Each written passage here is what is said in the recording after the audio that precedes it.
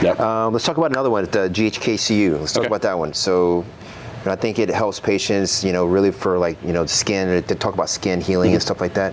Let's talk about that. Okay. GHK-Cu, more for collagen production. Right. Elastin. Right. Everybody's calling it the glow peptide, or mixing it with the BPC TB500s. I kind of laugh at this because I know this is bro world, but if you really want to glow, melanotan 1. That will really make you glow. But GHK-Cu, I haven't dug deep into the research on it. I just know whenever we're designing, or in the event of an injury, and we're talking about designing a recovery repair protocol, I love GHK-Cu because one thing it does is it helps with stem cell migration.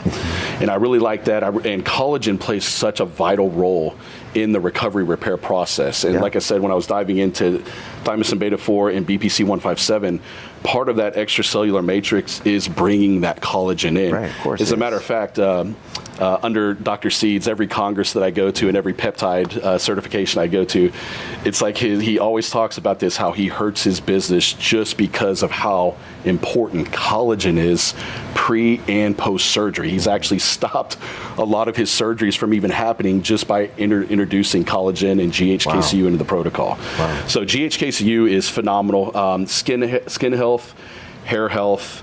I have read different research studies on you can stay on this long term, but I've also read other research where this does need to be cycled 8 weeks on, 4 weeks off, just due to the copper toxicity. Sure. It is also a transition metal peptide. It is highly reactive.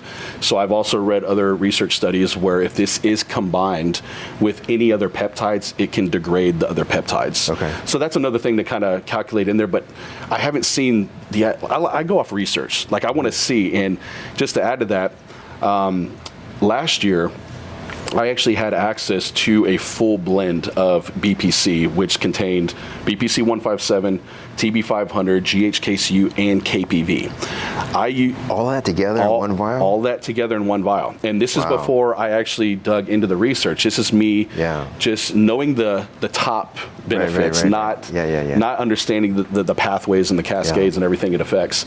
But I utilized that in so many different patient protocols, and I got... But currently you're separating them, right? Always. I mean, I would separate the GHK-Cu at minimum, right? GHK-Cu is always by itself, and also I tell my patients to time their GHK-Cu a little bit away from their other injections. Okay. So let's say, for example, we design our tailor protocol. GHK-Cu would be done either mornings or nights, and then their other peptides would be mornings. Yeah, sure. So I would keep that away from it, just from what's out there. Every day it's evolving. Every day we're learning something new. So I just like to stay up to date and make sure that we're providing the absolute best care.